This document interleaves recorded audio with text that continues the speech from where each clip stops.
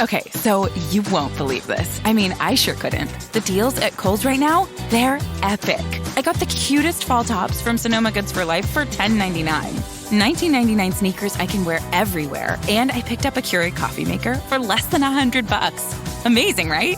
I even got some Kohl's cash. So ready to break out all the layers and pumpkin spice everything. It's fall, y'all. Select styles. Sale ends September 12th. Some exclusions apply. See store or kohls.com for details. Freakonomics Radio is sponsored by Adidas. Check out the latest footwear innovation from Adidas, the Adizero Adios Pro 2, which features carbon fiber energy rods that are both lightweight and precisely tuned for a more anatomical transition. Everything from the ultra-light polyester upper to the re-sculpted midsole and the reinvented outsoles are designed for speed. Visit adidas.com to learn more today. Hey guys, it's Allie. Welcome back to Infertile AF, the podcast. This is episode 131 called Dacia. Infertile AF is supported by First Republic Bank. With a best-in-class banking app that allows you to bank anywhere, anytime, and a dedicated personal banker when you need one-on-one service, First Republic is uniquely positioned to offer the best of both worlds. With this combination of personal attention and convenience, it's no wonder that First Republic Bank has a client satisfaction rating 2 times the industry average. So whether you're opening a personal line of credit or planning for your retirement, you can count on First Republic to be there for you every step of the way. Visit firstrepublic.com today to learn more. That's firstrepublic.com. Member FDIC, Equal Housing Lender. All right, guys. So today's guest is Dacia James Lewis. She's a Hollywood choreographer and author of the book, The Game of Life, Releasing the Weight When God Says Wait. And today she's going to tell us all about her infertility journey and how, although she's been trying to have a baby for several years, it hasn't happened yet. Dacia says, I want people to know that there's somebody still waiting with them. There's somebody still praying with them. There's somebody still going through this journey that they can relate to. She's also going to talk about her faith, her husband's diagnosis, why they're choosing to not do IUI or IVF, and why she wrote her book. So it's yet again another unique journey and another unique perspective, and I thank her for sharing it and to all of you for listening. So without further ado, this is Dacia's infertility story.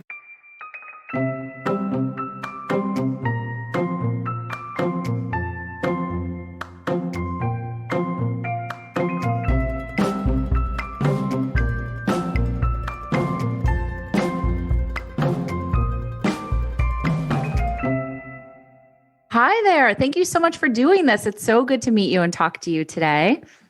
Thank you for having me, Allie. I'm ready to chime in and get it started, Oh my gosh, I cannot wait. So first, let's talk about, you have a book out and it's called The Game of Life. Yeah. And you talk about so much in this book. The subtitle is Releasing the Weight When God Says Wait. Uh-huh. Yeah. So tell me about, let's talk about the book first. When did you decide that you wanted to write a book, and how did you make it so candid and like humorous? And, it's kind of like, it's your story, but I think so many people can relate to it as well. Yeah. My book is journalistic, right? Mm-hmm. And so I was writing in my journal for years. I think my husband and I got married. Let me not say I think, because I should know what my anniversary is, right? We got married in 2011. Okay. I always forget mine too. It's like, let me not do that on the podcast, right? Right. We got married in 2011, and I've been an avid journaler. Is it called a journaler? I think so. Yeah. Journaler. Right. I've been journaling since I was in high school, just really writing down my thoughts. It was a great way to express what I was going through, or even to kind of divulge sensitive areas, and just hear myself think, and as a Christian, it's my way of praying to God, or even being upset with God. It became this moment of just transparency for me all of my life. I would hate to go back and read those high school journals, though. Oh, my God. I recently found, sorry to interrupt, but I recently found some of my diaries because I kept one all through growing up as well. And they're so fun. It's just all about boys and all about like, does he like me? Do you think he likes me? So-and-so picked me up. And it's just like, oh. That was me in high school through college. So I mean, that being said, I love my journals. And about a year after we had gotten married, we had decided, let's start trying for kids. Actually, he had decided over me. And after a while, I want to say like 6 to 8 months, I started to get a little bit concerned. And I noticed that my journal, as the years, and we'll talk about that later, of the fertility journey started to happen, I had this stack of journals just sitting in my room. And as I went back to read, so this might be like 6 years, after being married, I started to see a place that I was no longer in, right? Because through that journey of fertility, I end up, going through this place of being really healed and content with where I am. But when you look back, I felt like, oh, girl, you were going through some stuff. I could even look back and say you were probably depressed and didn't even know that you were depressed. And so because I was no longer in that place, it was really hard to read those journal entries. And I felt like if I was going through this, I'm sure many women or even couples that might be struggling with fertility might be having these same types of thoughts and don't feel that there's a safe place to kind of have conversation without being judged or being shamed.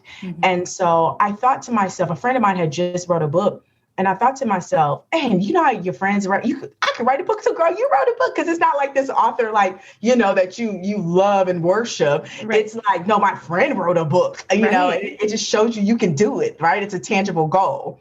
And so I was like, this is a book. This is going to help some people. And so I kind of gathered all my journal entries and said, okay, I'm going to do this. But it was a long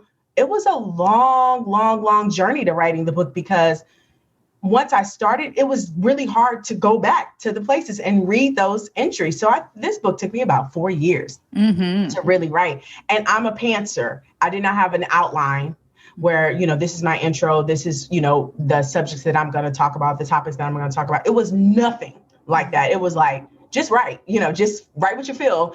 And of course, that's going to take time as well, because now I have to go and organize all these things that I wrote. And I think that's the most difficult part of writing the book, is next time I will probably get an outline together. Sure. But I get it. So that like stream of consciousness, sometimes it's a little bit more authentic too, if you're just kind of writing off the cuff and what you remember. Very true. Let's backtrack a little bit. Tell me about, when did you know as a young woman that you might have something going on with your fertility? Was it once you guys started to try, or did you have any like health issues or anything earlier? No, I didn't have any health issues at all that we're aware of, right? Because we can tend to not really know what a normal cycle is, which I think is very interesting. I'm currently getting my master's, and I just wrote a solution journal story on endometriosis.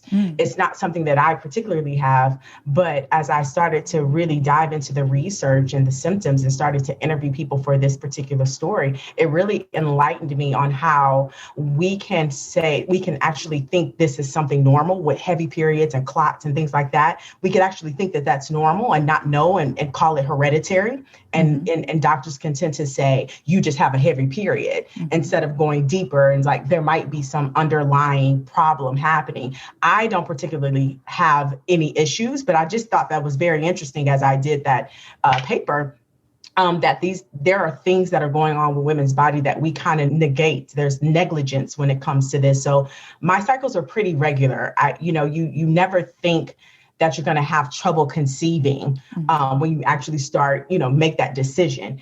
And so due to ignorance, right? Because you don't really know. I Googled like, we've been trying to conceive for like a year. And then who knew that, number one, they call this a disease, and fertility is a disease like that. That doesn't feel good, right? Who really wants to say that this is a disease? Right. And then number two, I think that for me, being a Christian, we'll tend to like pray and hope that, there's nothing wrong and it'll just miraculously happen, instead of actually going, get checked, finding out, getting all your HSG and your husband getting, his sperm analysis. We don't even think to do that. And if your parents or your parents didn't have these types of issues, then you have no idea where to start.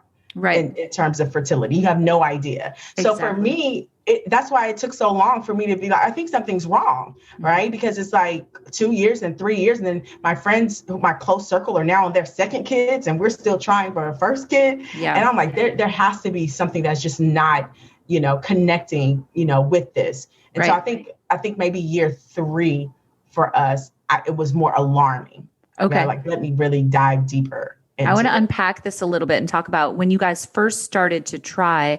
When was the first time you realized that there was a problem, and what was happening? Was it that you just weren't getting pregnant, or did you have any losses along the way, or what was going on? Yeah, it wasn't that I had any losses or anything. It just was not happening. Wasn't happening at all. And here's the other thing, because I didn't even know, ignorance, right? Lack of knowledge, what ovulation was as a grown woman. Same. Oh my God, Dacia, same. I talk about this all the time, but I didn't know anything. I didn't even know what IVF was really. I thought it was for people that wanted to have multiple children. I really did. I was so ignorant coming into this whole world. I knew nothing. Right. And they don't teach us that, right? Mm-hmm. I mean, even when you're younger in biology classes, no one says, okay, well, when I call it the slippery slope, right? So when I talk to my younger mentees and stuff, I was like, now, if it gets slippery, you wipe, I call it the slip. When you wipe and slides, girl, you're probably ovulating, right? Because you're having the clear mucus that's happening. But I think that we got to be very candid with these younger girls that are growing up, because people weren't as candid with us in terms of our bodies, and they need to know their bodies. And completely. I said it at my youth ministry amongst my girls. She was like, 17, 18 year old, is that what that is? Oh my gosh. Yes. We are doing a disservice if we don't continue to share that wealth of information. Yeah. Completely. So for me, I didn't even know when I was ovulating, right. either. So, so that could have been another thing that contributed to not conceiving at that time. Right. And, but no losses or anything in the first few years, just not connecting the dots, right? And not actually conceiving, or probably not even knowing how to conceive. Right. So how did that make you feel, like, emotionally? I mean, it's hard, right? Like, I've said this again, many, many times, but like, I feel like when you want to have a baby and you can't, it's the saddest thing. It's like, it's just devastating, especially like you said, when you see people around you where it's happening for them with seemingly no issues. So how were you feeling when, after a year, 2 years and it wasn't happening? What kind of toll did that take on you emotionally? At first, I'd say it was frustrating, right? Because you don't really know what's going on. And then that frustration turned to anger. I was very candid about that in my book.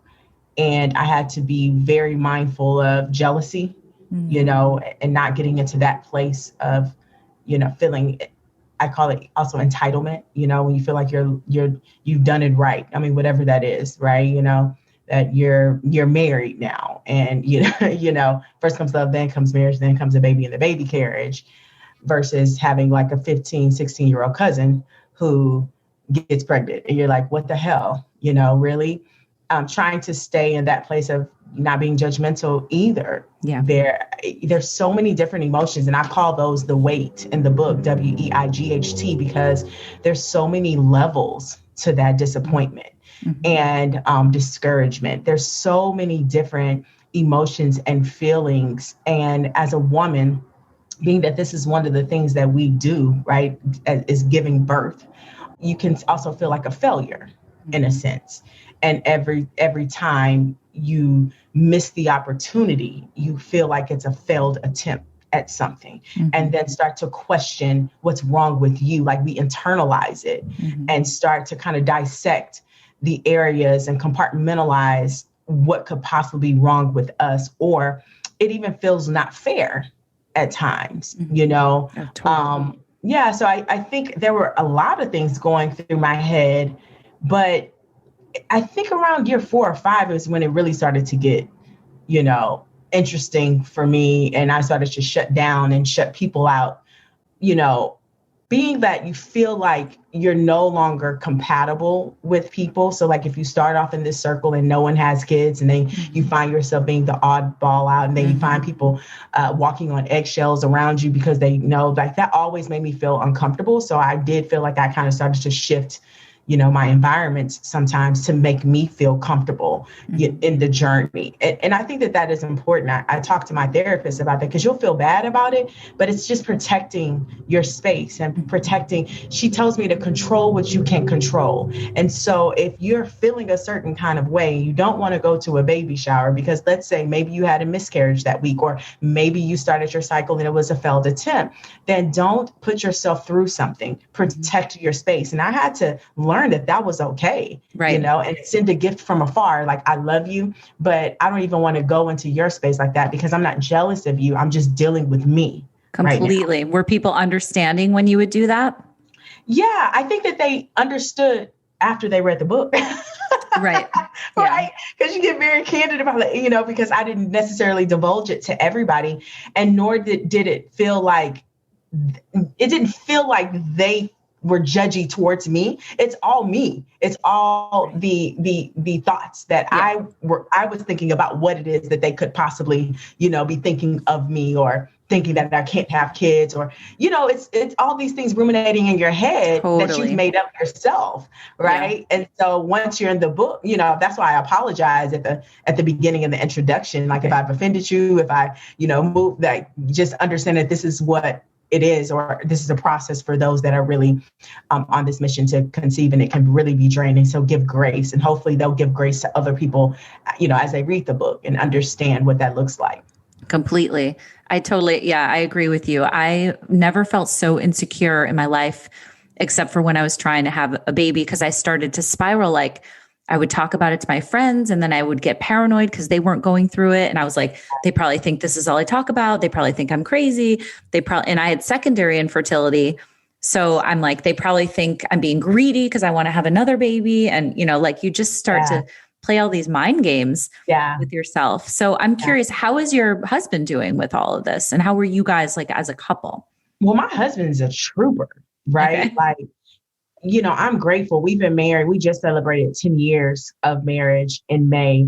And I got to say, when I'm at my lowest, and I don't even see how this could possibly happen, or, I feel like my faith is really low, my husband has been just the rock that kind of keeps us together, the glue, because he's very sensitive to the situation. And we've grown into that, though, right? Because men internalize and process things differently from women. And I'm like, you're not mad, you're not upset, you're not disappointed.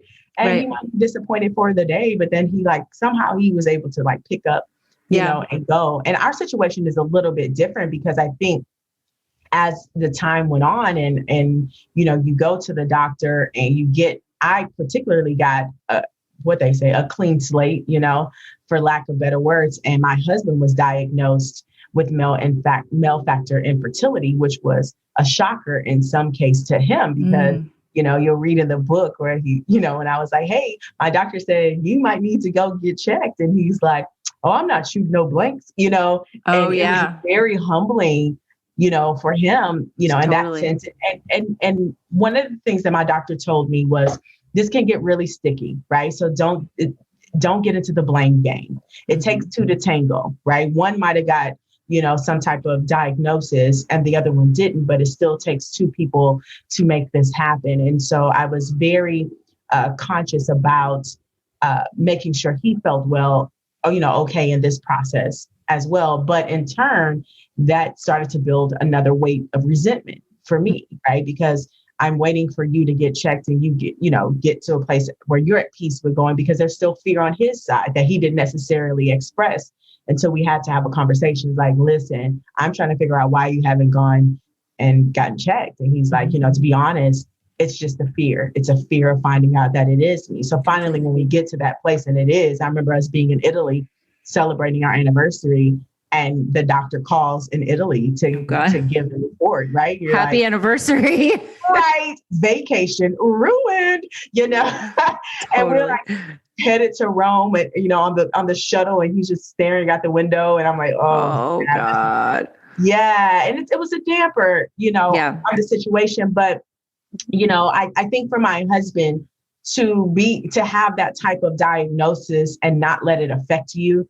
And I'm not going to say not affect you. Let's say it in a sense, like you're getting through it. Like you're able. It's not going to take you down. You'll get through it. Yeah. Down. Exactly. Because it took me down. I didn't even get it. And it took me all the way down. Right. Yeah. So what did they diagnose him with exactly? And just timeline wise. So you had been trying for how long now? How many years before you guys actually went and got a diagnosis and met with like an RE or an REI? Yeah, I want to say around year 3, maybe, was when I got all of my testing done and completed. And the referral was given to my husband. And I want to say he waited 1.5 to 2 years to get checked. So that was definitely a process, right? So that's almost year 5. Year 4, wow. 5. Yeah. Okay. And so that's a lot. That's a long time, to kind of wait. But I can look back right now and say it was the best decision for us because this can take a toll on marriages. It really can. Totally. And although, at that time, there was this level of impatience, I had to really, I call it my prayer time. I really got some insight and wisdom on how to process it for myself and how to be a helpmate to him as he was processing it and not feel anxious because women can tend to get very anxious in these situations. I got to get pregnant, my biological, but I really feel like I had a certain level of peace. How did you find that? Like, was it like your Christian background or what were some of the tools that you were using to deal with this? Cause I think people listening really could benefit from that. Cause I was just a shit show. Like a hot to be honest, I had no tool. Yeah. So that's when those journals came in handy. Okay. Right. And this is how the book, came to fruition because a lot of those feelings were written down. And I found myself as a Christian, it's definitely, a part of my faith, really spending a lot of time in prayer in the morning and really releasing what I was feeling and feeling like God was giving me supernatural peace. I honestly feel and wisdom on how to engage with my husband and have conversations. And we just made a deal to always have open, honest, transparent conversations. And in my frustration, let him know. And in his frustration, let me know. And conversation has to be open and honest. Yeah. And I know if I had gotten to a point of complete frustration, that he probably would have went immediately. Right. But I didn't get to that point. I do attest that to my faith and just believing God that this is going to work out in whatever way it's going to work out. Right. And so for me, as I look back at this book being written and helping so many people, I'm like, okay, this is phenomenal in a sense that if I'm on this earth to be an inspiration and an outlet and to help somebody else get through it, then let me be that and let me find contentment in my particular journey. Right. And I think that's a very mature place to be. I was going to say it's such a grown thought to have. And I look back at so many women who email me or they hit me up on Instagram or, and they say, oh my gosh, I went through this too. And it's about a waiting season in general. There's so many women that were reading I'm still waiting on my husband. And although my story at the beginning talks about infertility, they're calling me about their weight because the question is, what's your weight? Your weight might not be my weight, but we all experience waiting at some particular point in time, and so how do we wait well? That has been what my book is built on. There's an art to waiting well. And it absolutely does take maturity, but it also takes transparency and it also takes faith. And it takes you getting to a place to where you got to understand that tomorrow's not even promised because we really walk in pride and arrogance. Tomorrow's going to be here, for us. Right. And so I'm just trying to leave my mark.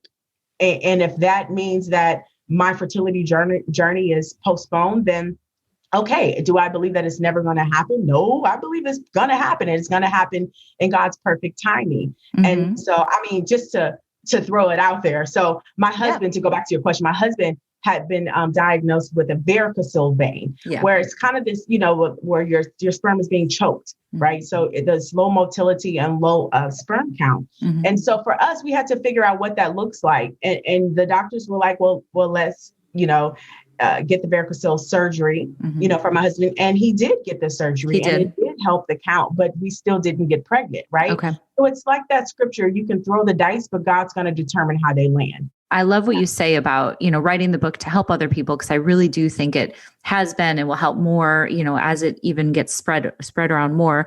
But tell me, let's go back to your story a little bit. So he had the surgery and what happened next? So after the surgery, we just continued to try to conceive naturally, which is what the doctor recommended.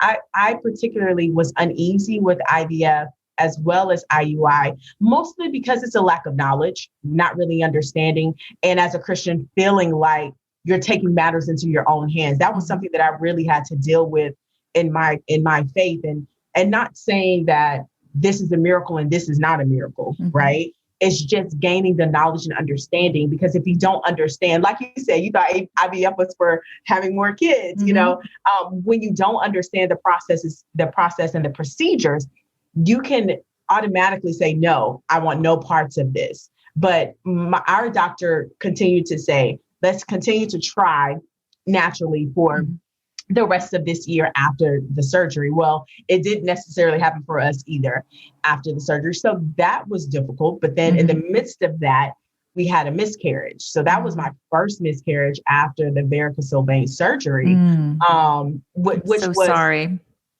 I appreciate that. That to me was the most difficult part, but there was something about the whole process. Again, I got to equate to some type of maturity and some type of peace, because as soon as I got the positive, it was almost too good to be true. I don't know if that really makes sense, but you've been disappointed for years and years and years. It's almost like a self-fulfilling prophecy. Like you see, this probably won't happen. This is too good to be true. Yep. This is probably going to end. And I don't know why I thought that prior to, and it ended up, resulting in a miscarriage. And so we carry that weight as well, just thinking that it'll never happen. And when I think a lot of people that have gone through infertility and disappointment, you get so used to getting bad news and you start to protect your heart and your mind. And so that, when you get good news, it's almost like you're waiting for the other shoe to drop, because it always does, because you're always on that bad side of the statistics or, so I totally understand what you're saying. I think that's really relatable. Yeah. Anyone can be ready for back to school. But with Staples Connect, you can be more than ready. Like, I got everything on my list and saved a ton ready. Staples has everything you need and more for the new school year. Just visit your nearest Staples store or go to staplesconnect.com for inspiration. Freakonomics Radio is sponsored by Adidas. Check out the latest footwear innovation from Adidas, the Adizero Adios Pro 2, which features carbon fiber energy rods that are both lightweight and precisely tuned for a more anatomical transition. Everything from the ultra-light polyester upper to the resculpted midsole and the reinvented outsoles are designed for speed. Visit adidas.com to learn more today. And I think you hit it nail on the head. It's protecting your heart and your mind from more disappointment. And especially if you've gotten to a place of despondency or hopelessness, it can really be hard to crawl out of that pit, Right. And so it's like you see a light at the end of the tunnel, but you're like, that light is too dim. It's been so long. It's so far. It's so dim. Yeah. It's got to go black. You're like, someone's just sitting there by the light switch, about to turn it off. It's like, they're going to turn it off any second. I get it. Exactly. Totally. And so, it's a really weird situation, because up to the last moment, even when I started bleeding, and you don't even know, and again, ignorance, no idea why I was bleeding or, nothing like that. At the end of the day, it was considered a blighted ovum. Okay. So do you know how far along you were? About 7 weeks. Okay. I had, similar with me at one of mine. Yeah. Yeah. And I wouldn't have known. It's just like when I started bleeding, when I went to the doctor, my doctor was like, did anything drop from you? And I was like, drop from me? What do you mean? Just not knowing. And I was like, no, nothing has dropped from me. And so the next day, something ended up dropping. And being the scientist that I am in my head, right, I actually got it out the toilet. And so I put it in my bag. Yeah, I called my doctor and she's like, oh my gosh, I'm so proud of you. Some people won't get it. She said, right. To get biopsied. Yeah, absolutely. She's like, thank you for doing that. Put it in a Ziploc bag, put it in the fridge and bring it in on Monday, which is what I did. And, and we talked about it and what that felt like. And I opted for DNC to clean out, everything. And that was the most difficult part for sure, because it was like, it's like your last bit of hopelessness, your last bit of hope. Right. And as I was prior to getting the DNC, they did an ultrasound in the midst of the bleeding, and the operator was shocked at something. And all of a sudden she ran out the room. And I'm like, well, what the hell just happened? Yeah. And she's like, I think I see another one. So at that moment, she thought it was a possible another, baby in there. And that my husband's sitting in the chair like, it's a miracle, like he's still praying. Oh, he has faith all the way to the end, right? It's a miracle we've been waiting for. And, then my doctor comes in and she scans and she says, no, it's not. It's residue. Man. Et cetera, et cetera. So then that's when I got the DNC. And I remember being on the bed, and nobody can be in there with you for the DNC. And, it's just you and the doctor and this long, it's catheter, I think is what it's called. And, you just see everything coming out of you. And that was the hardest part, is like, you can just see residue coming out of that clear tube into the machine. And I describe that as probably the most horrible. Yeah. And it's because the machine is so loud, right? It's like a lawnmower. Right. Totally. Yeah. Yeah. There's something like barbaric about it or something. Right. Yeah. Right. And I can laugh about it now. Right. Right. And this is the reason why, because I don't want people coming like, why are y'all laughing about this? But I'm in such a healed place. And I wrote it in a comedic way, because I think that we can put too much on this and you can stay in this place. But I want to laugh. I want to smile, but I want to inform you at the same time. Right. But let's chuckle about it. Let's chuckle about them crazy thoughts that were going through my head. Oh my God. I completely agree with you. I like, if we can't laugh through some of this shit, we're never going to get through it. I mean, you have to, you just have to. Some of it is so absurd. Yeah. Some of the things that we go through, and it's just like, if you don't laugh, you'll just be devastated, sobbing on the floor every day. Yeah. Right. Yeah. So how long ago was this miscarriage? Oh my. 2017 or 2018. Okay. Yeah, 2017 or 2018. Okay. I'm not really sure. Somewhere. I try not to keep track. I know it's hard to keep track of everything. And then, so what happened next? So after that, it took me a really long time to even want to have sex after that. Or some people were so like, well, let's get back on the horse and try it again. And then their rebuttal is, well, at least you got pregnant. Like, it's a sign. And it's like, oh my God. Yeah. Like, when people say at least ... I feel like that's, I always, people always ask me, what are the things you shouldn't say to someone that suffered a loss? And I feel like at least anything always is not a good thing. It's not a good thing. At least it was early. At least you, at least you can get pregnant. At least you weren't that far along. It's like, F that. At least my ass. Like, no. Yeah. It definitely took me a while. And I think at that point I was like, everybody shut up. Like, everybody just be quiet. And I think that's a part of where you get the rules of engagement in the book, is I really start to say, everybody, there's rules to this. Like, stop being invasive and mind your business. In my case, I say, mind your uterus, like mind your own uterus. Okay. And that's the middle section of the book, is really talking about, you can have conscious conversation with people when we don't know what they're going through, when you don't know what their waiting season is. It's not business as usual, where as soon as you get married, when you have kids, and then don't even assume that if they have one, that they're ready to have another one. There's secondary infertility, like you spoke of, that people have no idea what that is, or how women might, or couples might feel that are going through secondary infertility. And so I speak about that in a very funny way in the rules of engagement, which is my favorite. It seems to be everybody's favorite part of the book, because it's very comedic and you can relate to everything. And I give you those 8 rules, of how to engage with people. And so anyways, to answer your question, that was like 2017, 2018. And so it did take me a while to hop back on the horse, for lack of better words. Yeah. and you got to process that for yourself. Like, what does that look like, for you? Yeah. And some people some people can really hop back on. But for me, I needed to pause, you know? And the way that I processed it for myself was kind of like the at least situation, right? Even in your head, although people might say it, I think I processed it like, well, at least that was only this, or at least it was just this, right? And a friend of mine said to me, that's how you're processing it, and process it the way you need to process it. Yeah. But at the end of the day, it's still a miscarriage. So if you need to mourn, you mourn, but process the way you need to process it. Yeah. Right? I'm so glad you said that. That's one thing I also feel really strongly about too, is like a loss is a loss, whether it's, how far along you are, or it's the loss of an embryo, or it's even the loss of how you thought your life was going to be. Yeah.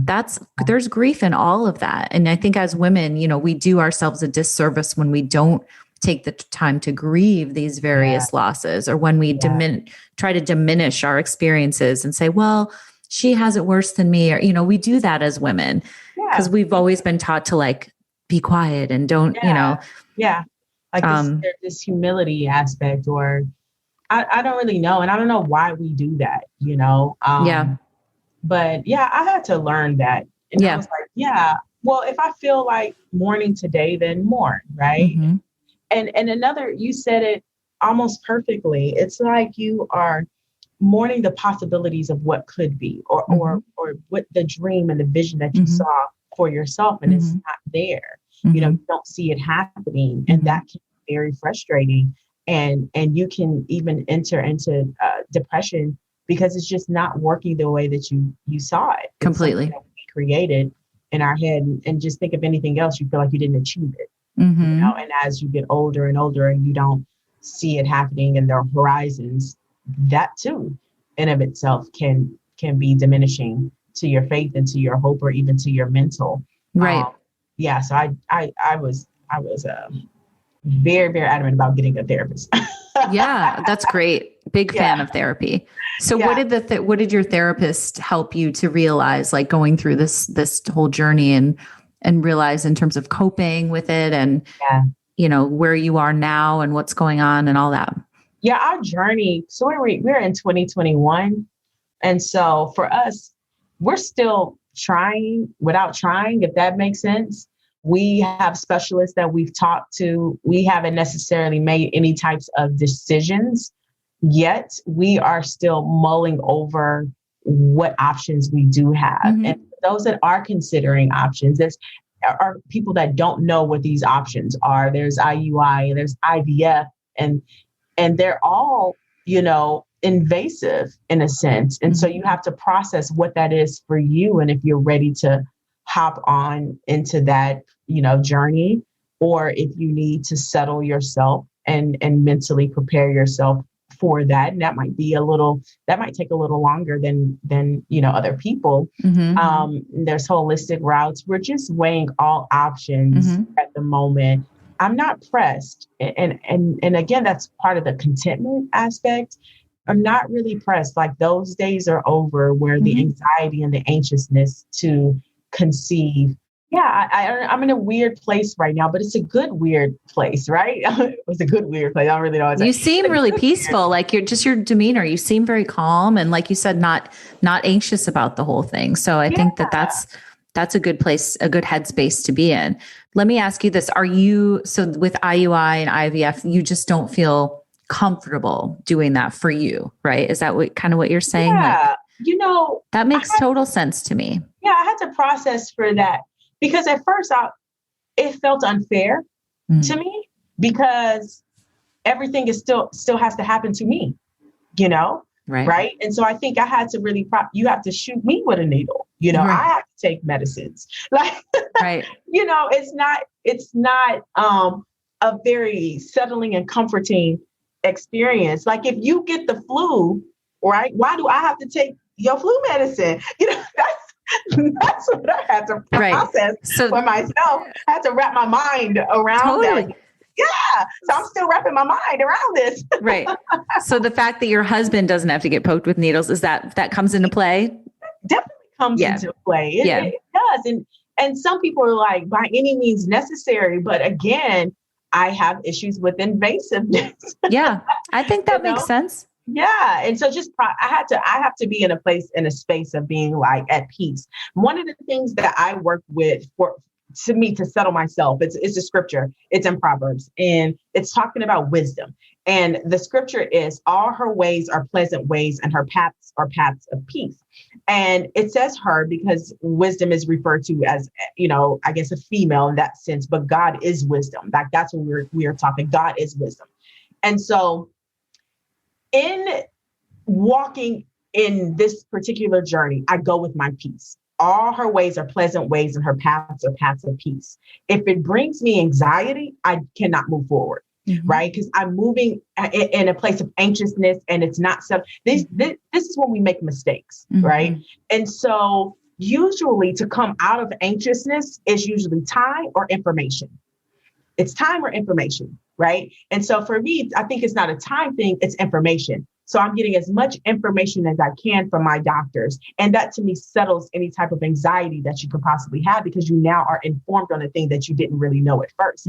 And so I think that's why, regarding a specialist or IBI or IUI, really engaging in what that procedure looks like for me is we've switched doctors so many times that I finally found a doctor that gives a straight no chaser, right? And she's not the extreme, because to me, the people, how do I say this?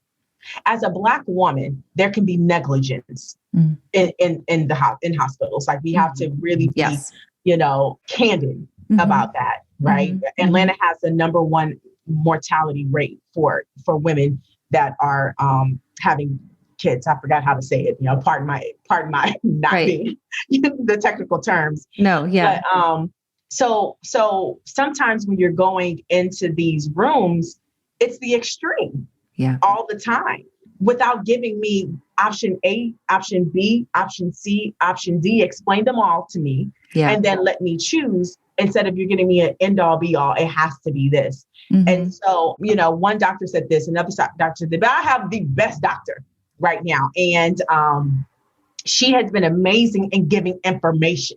And now we are faced with the options that she has proposed, our prognosis, and we are thinking about which one we want to take. Okay. And in the process, we're going to still continue our natural thing. Yeah. But we're just trying to figure out, which one of these works for us. And I think that anybody who could be thinking about what procedures and processes should go with their piece, like really go with what's settling to you. I love that. Go with your piece. I think that's such a great thing a way to navigate this is because there's so many pressures. And I want to ask you too, as a Black woman, do you feel societal pressures? Like I've, interviewed other women before who've said, like Regina Townsend, I don't know if you know her, like Michelle Buteau, that like people say like, oh, you're supposed to be hyper fertile. Like, and there's like this stigma about infertility, and people almost don't give it the weight that, speaking of weight, the weight that it really does have. Cause it's like, well, you're not supposed to be infertile, like you're supposed to be hyper fertile. Did you feel any of that? Yeah, I think that, as a Black woman, that is, a myth, right? Is that we're fertile, Right. And again, that comes from ignorance. Yeah, right? Just completely. And I don't think that there's pressure there as much as it is the pressure I felt as a career woman. Okay. I felt more pressure, less about being a Black woman, more about being a career woman, and this time frame that I have, or feeling like I have to lose something in order to do this. Like, I feel like that was the biggest pressure for me. Like, you can't be in the industry because then you're going to have a pregnant pause. And when you have that pregnant pause, you're out of sight, out of mind. And, so I think that to me was a bigger pressure than, the whole hyperfertile, you're Black, so you should be able to conceive type of thing. It was more like biological clock ticking. They're telling me I need to have kids in my 20s, not past my 30s, my 35 and older. And then they're saying that I can't do it all. Like, that I'm going to be forgotten. I don't know what, and that might be because of the industry that I'm in, but I have pressures on that side.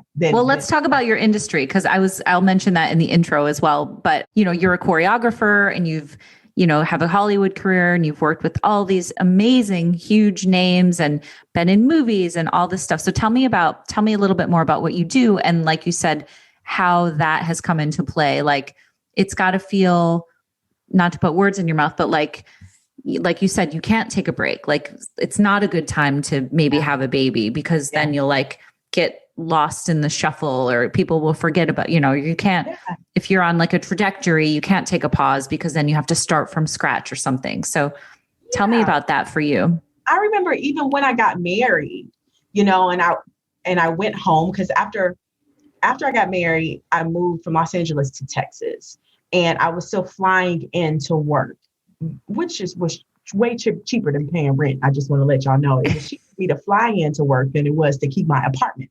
Get out. Yes, it's crazy. Really? Rent is crazy up there. And so when I went back home, I call it back home, but when I went back to LA, I remember a year after getting married, I went to this industry event, and I had a friend there who hadn't seen me. And he looked at me, he's like, "Oh my gosh, you look amazing. Most people get married and they lose it." Right. So there's these stigmas, right, attached to even being married. Like, and when he was saying, like, you're still in shape, you're not at home, being a wife, just eating it up or something. I don't know what he meant, but, I was still in great shape, probably even better shape, and that's one of the things, like, you have this idea of what this looks like in the industry. Okay. And so there's this, and those that are listening, you'll notice it even on Instagram. There's this bounce back situation where everybody wants to show you how they bounce back postpartum. It's insane to me, right? Because we're natural women. And that was one of the things in my head before I found out that we were having fertility struggles. I was like, because I'm a bounce back. Like, how I'm a dancer, I'm a choreographer. I got to be on the screen. Like, right. How long is it going to take me to get my body back to where they're actually going to book me as a dancer? Right. What do I have to wear a crop top? What if, you're thinking about all this irrelevant stuff and the pressures. It's the pressures of working in the industry. And so that's one of the things I talked about in my book. It's why I continue to push, trying to conceive. It's like, I'm not ready. I'm not ready. And that was because I didn't want to lose ground. Right. And that's not the case. And I love Gabrielle Union and Chrissy Teigen, who really start to put their fertility struggles out and normalize it. And they're not the only ones. I think Rebel Wilson just, put it out there. I think it's amazing because so many people look up to those of us that work in the industry. And when we normalize things, other people will tend to normalize things. Totally. Not that people in the industry are so great. It's just that you now have a platform. And when you use those platforms to really say, no, I am going through this too, then regular Joe Blow or Jane Doe will say, oh, snap, she's not, immortal, right? She's not the superhero. Oh, she's just like me and she's going through this. So I think working in the industry it can be convoluted, so you got to be very mindful of your intent and your purpose and where you want to go. Yes, I have had the privilege of working with so many phenomenal artists, but none of that matters, right? I said in the book, infertility it doesn't discriminate. It doesn't matter who you are, how much money you have. It doesn't matter if you're on TV or you built the TV, right? It doesn't matter. That could be your plight. That can be your qualm. That could be something that you're going through. Right. And I think that we're so silent about it. So I'm so glad that we're starting to talk about it and have conversations about it and really kill the taboo that's associated with it. And I love that it's industry people that work in the entertainment industry. I love that it's there because people idolize these people. Of course. And so I think that it's great that we're having conversations. And one of the things I'll say lastly in this part is that the reason I wrote the book is because when I was going through this journey with my husband, I was reading so many books and all of them had a happy ending that pissed me off, right? At the end of the book, they're like smiling with their kids and you're like, there's nobody like me. Right. There's nobody still waiting like me. And you could be like, oh, I'm hopeful, I'm great. But at the end of my book, And I was like, okay, this is why I feel like the Lord is like, no, I want people to know that there's somebody still waiting with them, that there's somebody still praying with them, that there's somebody still going through the journey and they can relate to, because you can't relate to them at the end because they have their amazing bundle of joy and you're still over here closing the book like, crying. So that's what I think that my book has that other books don't. It's like, no, we're still in this and we're in this together. So let's do this together. You know what I mean? Like, that's a big thing for me.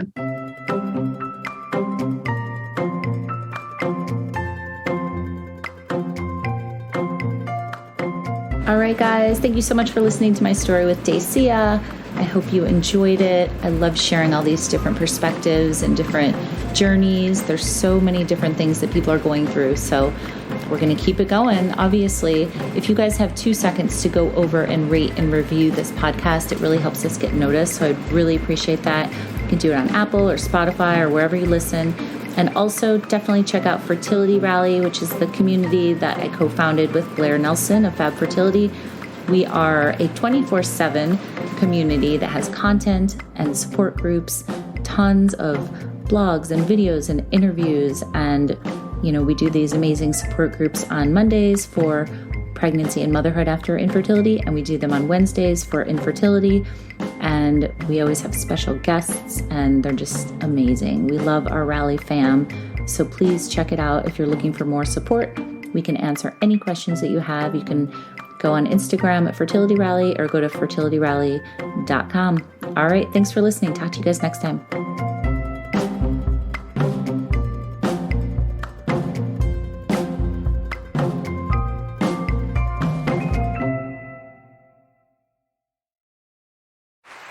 Hear that? Is that America cheering or a sausage patty sizzling to perfection? It's time to cheer for Egg McMuffin and fresh cracked eggs at McDonald's. It's time to wake up to the aroma of freshly baked biscuits and treat yourself to a real honest-to-goodness morning meal. Breakfast, it's on at McDonald's. Now get any breakfast sandwich for just $2. Available only through the app. Mobile order and pay available at participating McDonald's. McD app download and registration required. Freakonomics Radio is sponsored by Adidas. Check out the latest footwear innovation from Adidas, the Adizero Adios Pro 2, which features carbon fiber energy rods that are both lightweight and precisely tuned for a more anatomical transition. Everything from the ultra-light polyester upper to the resculpted midsole and the reinvented outsoles are designed for speed. Visit adidas.com to learn more today.